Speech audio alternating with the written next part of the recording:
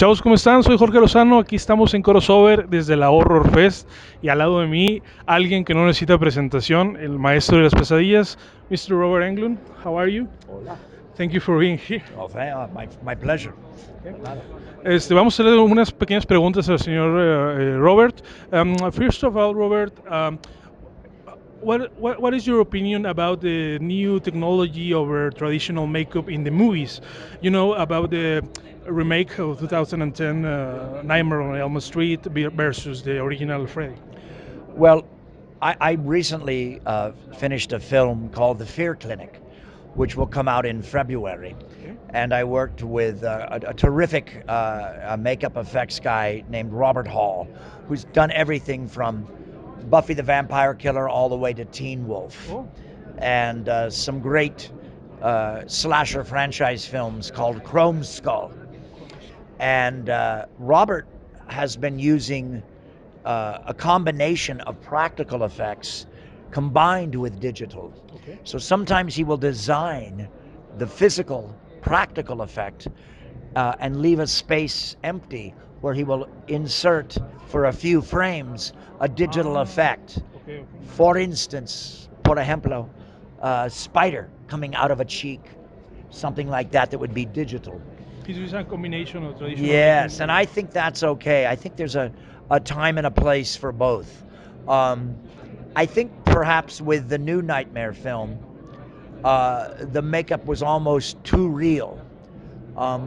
Freddy does not exist anymore in reality. He only exists in the mind, in the imagination of the people that he's haunting. So he is imaginary. He's a rumor. He's a myth. He's a story that's been told by the campfire or in the locker room in school. And so he exists a little differently in everybody's imagination. So the look of Freddy should be a little bit exaggerated, I think. And I think in the new one, they made him so real. It was quite real. It was more real than the traditional Freddy. Yeah, I think it was more like they'd almost were inspired. We were inspired by the burn victim scars from medical books, but then we made him we just exaggerated it a little bit, like as if his skin melted into the face of a witch, almost a male witch. Well, you do video game. How was your experience about the video game Call of Duty Black Ops? Well, I did a Call of the Dead, yes, Yeah. Call of the Dead, with the great Danny Trejo from Machete and a million other movies, Danny, and Michael Rooker from The Walking Dead, and Sarah Michelle Gellar from Buffy the Vampire Killer, and George Romero, the man that invented the zombie, practically, yeah, and we all play ourselves. But we did it on the Avatar stage. We did it motion capture.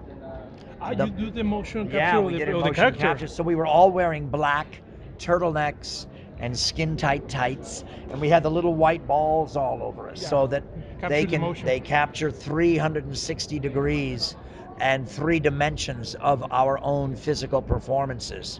And it's very tricky because the ceiling, the walls, the floor, everywhere is camera. So you're almost, it's 3-dimensional all the time.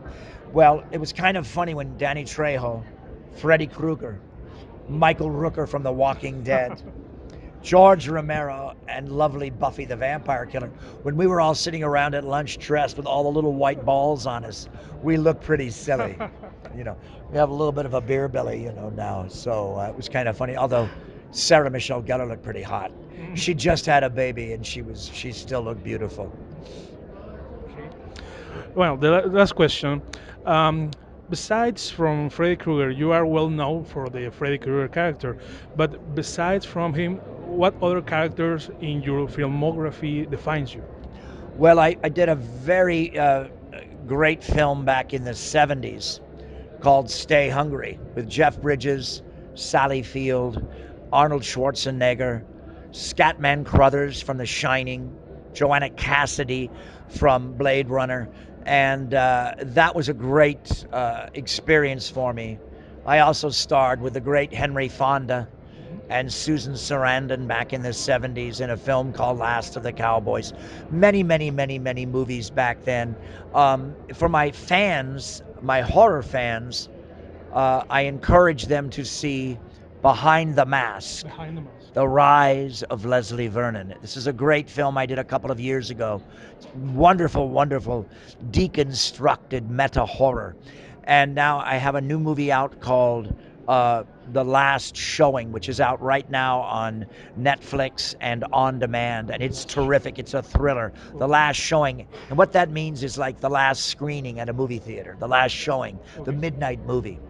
And then I have a new one coming out called Fear Clinic Fear in Clinic. February. I have a terrific version, kind of like a Hammer film, of Phantom of the Opera. Oh, That was done in 1990. That's fun for fans to see. Fear Clinic, February 2015. That's in 2015 in 2015. February. Right now, Last Showing.